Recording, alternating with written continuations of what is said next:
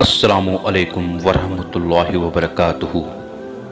معزز حاضرین، میں ہوں آپ کا دوست محمد فاروق، روشنی سب کے لیے پروگرام لے کر حاضر ہوں۔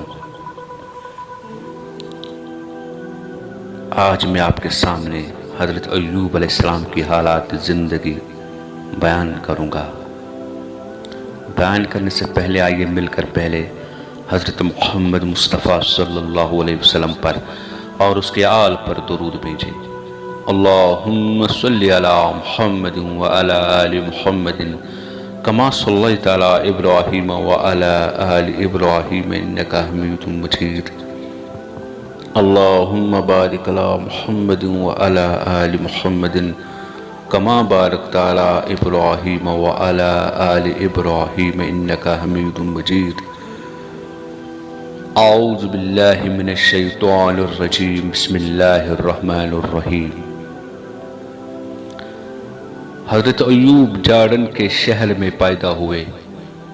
بائبل نے آپ کا وطن بصری بتایا ہے، جو فلسطین کے پاس ایک چھوٹا سا شہر ہے۔ حضرت ایوب علیہ السلام حضرت اسحاق علیہ السلام کی اولاد میں ہیں۔ قرآن میں اس کی ذکر متعدد جگہ میں آیا ہے۔ سورہ نساء آیات نمبر 163، سورہ انعام آیات نمبر 85، سورہ انبیاء آیات 83 تا 84، سورہ صاد آیات نمبر 41 تا 44۔ حضرت ایوب علیہ السلام کا شجر نسب یوں ہے: ایوب علیہ السلام بن موس بن رزاق بن العیز بن اسحاق علیہ السلام بن ابراہیم علیہ نبینا علیہ السلام۔ حضرت ایوب علیہ السلام کی والدہ لوط علیہ السلام کی بیٹی تھی۔ والد ان لوگوں میں شامل تھے جو ابراہیم علیہ السلام پر ایمان لائے تھے۔ مورخین کا بیان ہے کہ آپ علیہ السلام نے حضرت اسماعیل علیہ السلام کی لڑکی سے شادی کی۔ اس کے علاوہ 2 اور نکاح کیے، اور ان سے جو اولاد ہوئی اسے لے کر کوہ شعر یعنی کوہ صراط کے دامن میں چلے گئے۔ یہ مقام شمال مغربی عرب میں واقع ہے۔ کچھ مدت بعد آپ علیہ السلام کے قبیلے نے ایک طاقتور قوم کی شکل اختیار کر لی، جس پر 8 بادشاہوں نے حکومت کی۔ حضرت ایوب دوسرے بادشاہ تھے۔ بائبل میں ان 8 بادشاہوں کا نام درج ہے۔ بعض مورخین نے آپ علیہ السلام کا زمانہ 1000 قبل مسیح اور بعض نے 1520 قبل مسیح بتایا ہے۔ بائبل کے مطابق آپ علیہ السلام نے 140 سال کی عمر پائی۔ حضرت ایوب علیہ السلام کے بارے میں اللہ تعالیٰ نے فرمایا کہ بے شک ہم نے ان کو صابر پایا، اور ایسا صابر کہ اس کی دوسری کوئی نظیر و مثال نہیں مل سکتی، یہاں تک کہ صبر و ایوب علیہ السلام ضرب مثل بن گیا۔ بعض روایتوں اور کتابوں میں آیا ہے کہ شیطان نے کہا کہ آپ علیہ السلام اس لیے عبادت اور شکر گزاری کرتے ہیں کیونکہ اللہ تعالیٰ نے ان کو مال و دولت سے نواز رکھا ہے، اگر ان کی آزمائش کی جائے تو ناشکری کریں گے۔ اللہ تعالیٰ نے حضرت ایوب علیہ السلام کی آزمائش مختلف آفات کی شکل میں کی۔ سب سے پہلے ان کے جانور مر گئے، پھر بچے انتقال کر گئے، پھر بیماری نے آ لیا کہ صرف زبان ہی محفوظ تھی۔ اس حال میں بھی ان کو یہ فکر تھی کہ زبان کو کچھ ہو گیا تو اللہ تعالیٰ کا شکر کیسے ادا کریں گے۔ اللہ تعالیٰ نے ان کی بیماری دور کی، مال و دولت بھی دوبارہ دیا، بچے بھی ہوئے۔ اللہ تعالیٰ نے موذی مرض میں آپ علیہ السلام کو فرمایا کہ زمین پر پیر مارنے سے ایک چشمہ پھوٹ پڑا۔ اس میں آپ علیہ السلام نہائے تو تندرست ہو گئے۔ قرآن نے آپ علیہ السلام کو صبر کرنے والا، رجوع کرنے والا اور اچھا بندہ کہا ہے۔ بعض لوگ بیان میں کہتے ہیں کہ حضرت ایوب علیہ السلام کے بدن پر کیڑے پڑ گئے۔ جب کوئی کیڑا ان کے بدن سے گر جاتا تو وہ اس کو اٹھا کر اپنے بدن پر ڈال لیتے۔ حالانکہ قرآن کریم میں اتنا بتایا گیا ہے کہ حضرت ایوب علیہ السلام کو ایک شدید قسم کا مرض لاحق ہو گیا تھا، لیکن اس مرض کی نوعیت نہیں بتائی گئی۔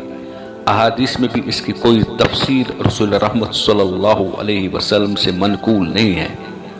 بعض آثار سے معلوم ہوتا ہے کہ آپ علیہ السلام کے جسم کے ہر حصے پر پھوڑے نکل آئے تھے، یہاں تک کہ لوگوں نے گن کی وجہ سے آپ علیہ السلام کو کوڑی پر ڈال دیا تھا۔ لیکن بعض مفسرین نے ان آثار کو درست تسلیم کرنے سے انکار کیا ہے۔ ان کا کہنا ہے کہ انبیاء علیہ السلام پر بیماریاں تو آ سکتی ہیں، لیکن انہیں ایسی بیماریوں میں مبتلا نہیں کیا جاتا ہے جن سے لوگ گن کرنے لگے۔ حضرت ایوب علیہ السلام کی بیماری بھی ایسی نہیں ہو سکتی، بلکہ یہ کوئی عام قسم کی بیماری تھی۔ لہٰذا وہ آثار جن میں حضرت ایوب علیہ السلام کی طرف پورے وسوع کی نسبت کی گئی ہے، یا جن میں کہا گیا ہے کہ آپ علیہ السلام کو کوڑی پر ڈال دیا گیا تھا، یا بعض لوگوں کا یہ بیان کہ حضرت ایوب علیہ السلام کے بدن پر کیڑے پڑ گئے تھے، روایتاً و درایتاً قابل اعتماد نہیں ہے۔ حضرت ایوب علیہ السلام صحت یابی کے بعد 70 برس تک زندہ رہے۔ اللہ تعالی ہم پر رحم فرمائے، بیماری کو دور فرمائے۔ پیغمبروں کی حالات زندگی کا مطالعہ کرنا چاہیے، اس سے ایمان میں طاقت ملتا ہے اور دینداری میں قوت۔ اللہ تعالیٰ سے دعا ہے کہ کل روز محشر میں ہمارا انجام نیک لوگوں کے ساتھ ہو، اور اللہ تعالیٰ ہم پر رحم فرمائے۔ جو بھی کوئی پریشانی حال ہو، سب کی پریشانیاں دور فرمائے۔ جو بھی کوئی بیمار ہے، گھر میں ہو یا ہسپتال میں ہو، کوئی بھی ہو، جہاں بھی کوئی ہے، اللہ تعالیٰ سب کی اپنے فضل رحمت سے شفائے عاجلہ مستمرہ دائمہ نافعہ عطا فرمائے۔ آپ سے آخر پر ہی گزارش ہے کہ اس چینل کو سبسکرائب کیجیے اور شیئر کیجیے، لائک کیجیے۔ آخر پر آپ سے یہ اشعار پڑھ کے ودا لیتے ہیں۔ پورا قد سے میں کھڑا ہوں، یہ کرم ہے تیرا، پورا قد سے میں کھڑا ہوں، یہ کرم ہے تیرا، مجھ کو جھکنے نہیں دیتا ہے سہارا تیرا۔ لوگ کہتے ہیں کہ سایہ تیرے پے کر کرنا تھا، لوگ کہتے ہیں کہ سایہ تیرے پے کر کرنا تھا، میں تو کہتا ہوں جہاں برتا ہے سایہ تیرا۔ السلام علیکم ورحمۃ اللہ وبرکاتہ۔